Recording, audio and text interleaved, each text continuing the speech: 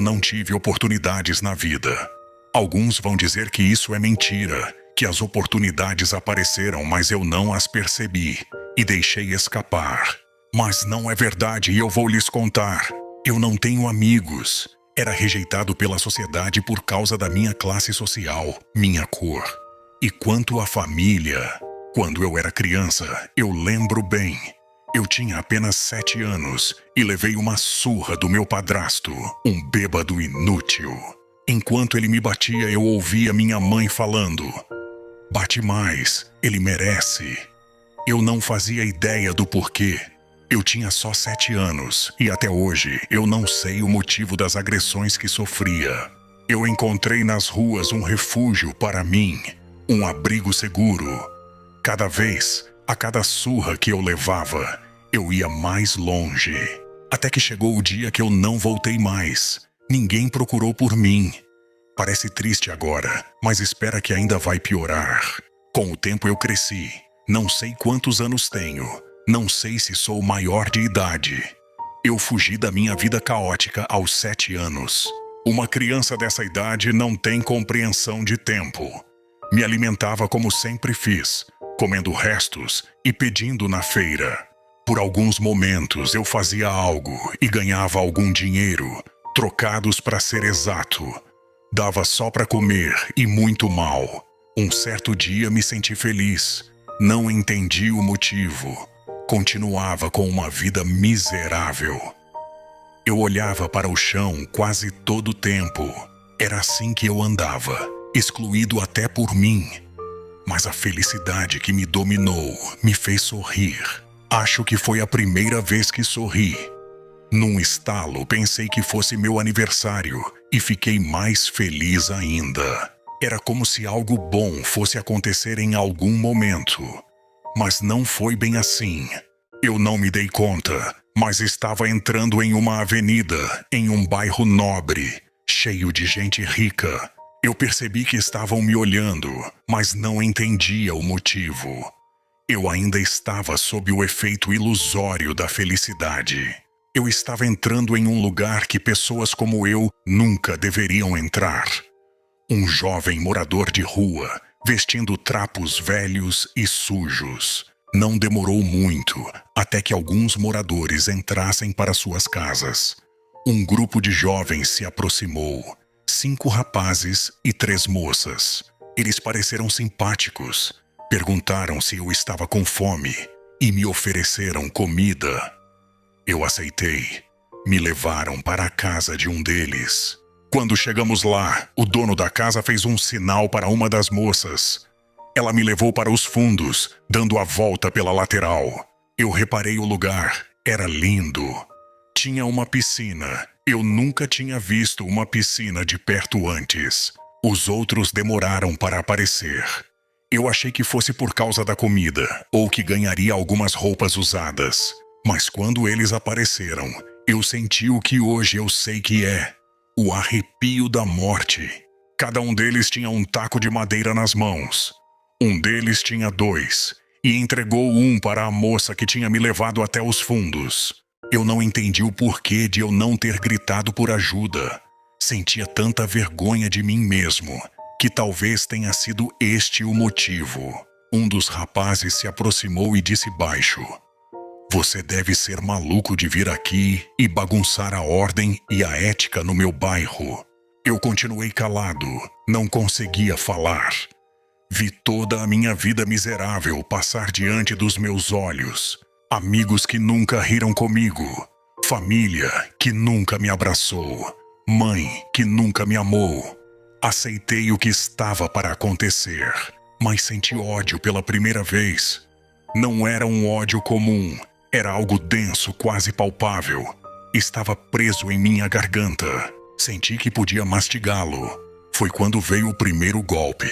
Não foi na cabeça, foi nas pernas. Eu caí. A dor foi intensa, mas foi rápida. Depois vieram os outros golpes, em toda parte. Eu não gritei, não chorei. Eu aceitei. O ódio aumentava, mas não era só pelo que estava acontecendo. Era pelo o montante. Aquilo cresceu, mas eu não reagi. Eu jurei. Senti o sangue quente escorrer na testa. Senti o gosto de ferro escorrer pela garganta e ser cuspido involuntariamente pela minha boca. Eu escutei os insultos, as palavras grotescas e o julgamento insano de coisas que nunca fiz. Senti quando tudo se apagou. As vozes foram sumindo aos poucos, até o silêncio se tornar predominante. Eu abri os olhos. Eu acho. A escuridão era densa. Não era como se eu estivesse em um quarto escuro.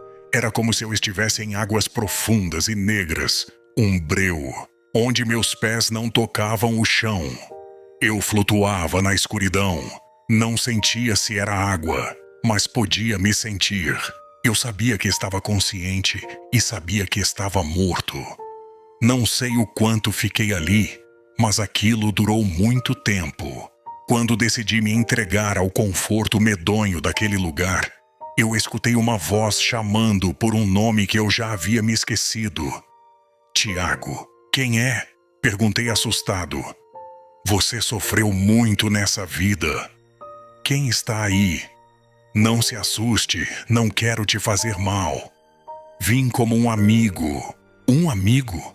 Agora, no fim da minha vida, alguém que não aparece diz que é meu amigo? Quero lhe dar a possibilidade de se vingar de todos que te fizeram mal. Como? Nesse momento, um ponto de luz apareceu a poucos metros de onde eu estava, mas não clareava a densa escuridão. Aos poucos, o ponto de luz que era branca foi ficando maior e mudando de tonalidade para um vermelho vivo e ganhando forma. Era como uma nuvem vermelha num formato humanoide, sem rosto ou membros do corpo totalmente visíveis. Dava uma impressão fantasmagórica, mas em meio àquele breu que parecia nunca ter fim, essa entidade se tornou uma companhia, um alento. O espectro vermelho se posicionava em toda parte. Minha clareza e razão pareciam me abandonar. Uma sensação de desmaio e eu vomitei. Vomitei uma viscosidade luminosa, algo que se dissipou na escuridão. Assim que se dissipou, a entidade falou: agora podemos começar as negociações. Eu me sentia leve, sem pensamentos que me impedissem de dar ou perder a razão. Eu estava vazio de qualquer sentimento e pronto para ser preenchido. Foi nesse momento que eu vi a minha vida toda passar diante dos meus olhos. Nesse momento, eu descobri que tenho 16 anos e descobri que minha mãe nunca me quis. Senti o mesmo ódio que senti pouco antes de morrer. Senti com mais intensidade.